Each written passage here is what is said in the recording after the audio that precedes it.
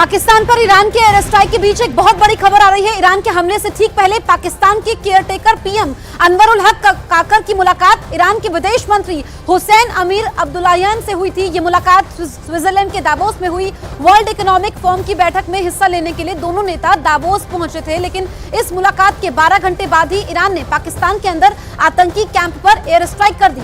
इस वक्त की सबसे बड़ी खबर हम आपको बता रहे हैं। पाकिस्तान पर ईरान की एयर स्ट्राइक के बीच एक बहुत बड़ी खबर। ईरान के हमले से ठीक पहले पाकिस्तान के केयरटेकर पीएम अनवर उल हक काकर की मुलाकात ईरान के विदेश मंत्री से हुई थी। जिस तरीके से ईरान ने पाकिस्तान पर एयर स्ट्राइक की है, आतंकी ठिकानों को नेस्तनाबूद किया है, इस पर पाकिस्तान की तरफ से कहा गया है कि ये उसकी संप्रभुता के साथ हमला है और इसका जवाब ईरान को भुगतना होगा। दरअसल ईरान और पाकिस्तान के रिश्ते कभी भी ठीक नहीं रहे हैं। इससे पहले हमने देखा कि ईरान में आतंकी वारदातें बढ़ी, जिसमें पाकिस्तान का हाथ था और ईरान ने कहा कि आतंकियों को पनाह देता है पाकिस्तान और पाकिस्तान की सीमा ईरान से लगती है। लेकिन अब जो ये मुलाकात हुई है ईरान के विदेश मंत्री की पाकिस्तान के पीएम के साथ, हमले से ठीक पहले दोनों नेताओं की मुलाकात हुई और इस मुलाकात में क्या निकला, किन किन बिंदुओं पर बात हुई, क्या बात नहीं बनी, उसके बाद यह हमला हुआ। क्योंकि पहले ईरान ने अल्टीमेटम दिया था पाकिस्तान को कि वो नियंत्रण करे, आतंकियों को पनाह ना दे, और उसकी सरजमी का इस्तेमाल हो रहा है, जिसकी वजह से ईरान के बॉर्डर एरियाज पर वहां पर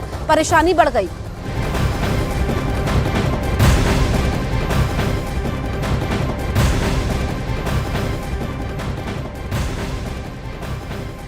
ईरान के हमले से पाकिस्तान बुरी तरीके से बौखला उठा है। पाकिस्तान के विदेश मंत्रालय ने ईरान को गंभीर परिणाम भुगतने की चेतावनी दी है। साथ ही हमले को पाकिस्तान की संप्रभुता का उल्लंघन बताया है। तो पाकिस्तान बौखलाया हुआ है और जिस तरीके से ईरान ने हमला किया है, एयर स्ट्राइक की है, दरअसल पाकिस्तान में आतंकी ठिकानों पर, खासकर बलूचिस्तान के इलाके में ये आतंकी ठिकानों को निशाना बनाया है, जिसमें पाकिस्तान की तरफ से कहा गया है कि इसमें लोगों की मौत भी हुई है।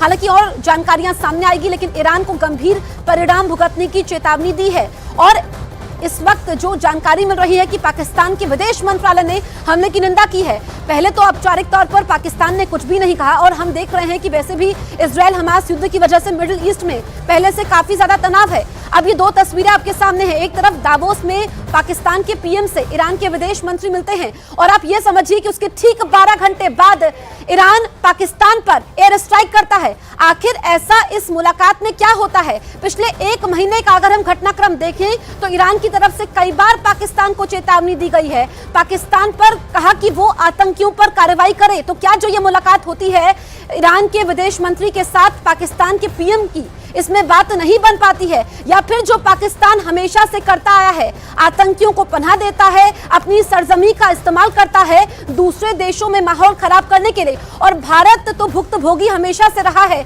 लेकिन ईरान ने अब जवाब दिया है, यानी कि ईंट का जवाब पत्थर से दिया है। ईरान ने भी एयर स्ट्राइक कर दी है। हमला जो हुआ ठीक 12 घंटे बाद, जो पाकिस्तान के पीएम की ईरान के विदेश मंत्री से मुलाकात होती है, इसके 12 घंटे बाद एयर स्ट्राइक करता है ईरान पाकिस्तान पर।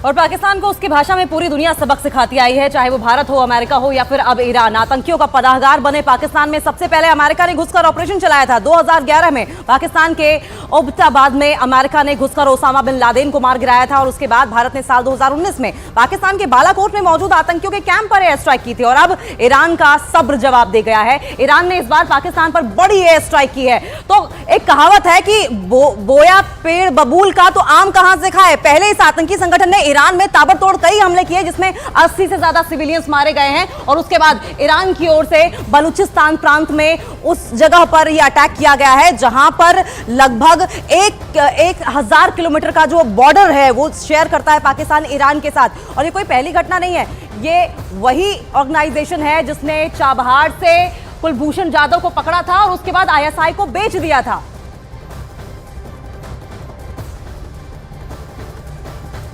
और पाकिस्तान के जिस आतंकी संगठन जैश अल अदल पर ईरान ने बड़े हमले को अंजाम दिया, उसकी भारत से भी पुरानी दुश्मनी है। भारत के निशाने पर भी यह आतंकी संगठन सालों से रहा है। असल में जैश अल अदल नाम का आतंकी संगठन पहले जंदुल्लाह नाम के आतंकी संगठन का ही हिस्सा हुआ करता था, लेकिन बाद में यह जंदुल्लाह से अलग हो गया। जंदुल्लाह के आतंकियों ने ही भारतीय नागरिक कुलभूषण जाधव का ईरान की सीमा के अंदर से अपहरण किया था। बताया जाता है कि जिस समय कुलभूषण जाधव का अपहरण किया गया, उस वक्त कुलभूषण जाधव ईरान के चाबहार में थे। वहां से कुलभूषण जाधव को किडनैप करके जंदुल्ला के आतंकियों ने पाकिस्तान लाया और जाधव को पाकिस्तानी खुफिया एजेंसी ISI के हवाले कर दिया और इसके बाद पाकिस्तान की एजेंसियों ने कुलभूषण जाधव पर जासूसी के झूठे आरोप मढ़ दिए और उन्हें जेल भेज दिया। और इस बीच इजराइल युद्ध के बीच ईरान बेहद एक्टिव हो गया है। एक दिन पहले ईरान ने ऐलान किया कि उसने इराक में मौजूद इजराइल की खुफिया एजेंसी मोसाद के हेडक्वार्टर्स पर हमले को अंजाम दिया। इसके साथ ही ईरान ने सीरिया में IS यानी कि इस्लामिक स्टेट के ठिकानों पर भी हमले का दावा किया है और अब ईरान ने पाकिस्तान पर बड़े हमले को अंजाम दिया है। ये तीनों घटनाएं एक बड़े खतरे का संकेत दे रही हैं क्योंकि मिडिल ईस्ट यानी कि मध्य एशिया में पहले से ही इजराइल युद्ध की वजह से तनाव बना हुआ है। तो ये बड़ी अपडेट आपको बता रहे हैं। एक दिन पहले जिस तरीके से अटैक्स हुए और उसके बाद ये घटना, और पिछले 2 दिन के भीतर ईरान ने 3 बड़े कदम उठाए हैं जो इलाके में तनाव को और गहरा सकता है। ये 3 बड़े कदम क्या हैं, ये हम आपको एक एक करके बताते हैं। मंगलवार को ईरान ने इराक में मोसाद के हेडक्वार्टर पर हमला किया।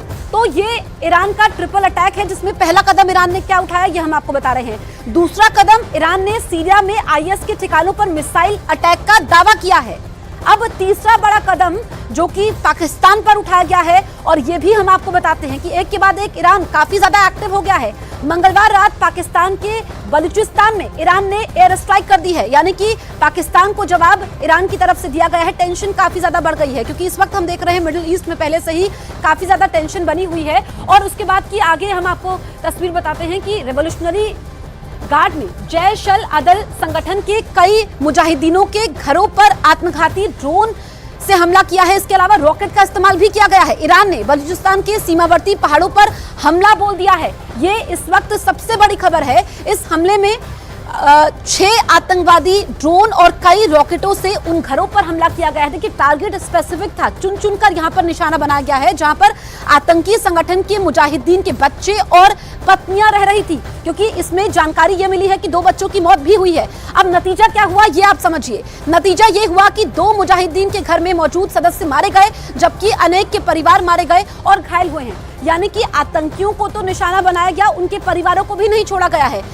उनको स्पेसिफिक इंफॉर्मेशन थी कि कहां पर आतंकी ठिकाने हैं, कहां से वो अपनी गतिविधियों को अंजाम दे रहे हैं। तो ऐसे में आतंकी संगठन ने हमले की बात मानी है और परिवार को निशाना बनाया गया है। और ईरान ने यह साफ कर दिया है कि अगर उसकी सरजमी को नुकसान पहुंचा, अगर उसके पुलिस वाले, देश के रखवाले मारे जा रहे हैं तो फिर अंजाम क्या होगा।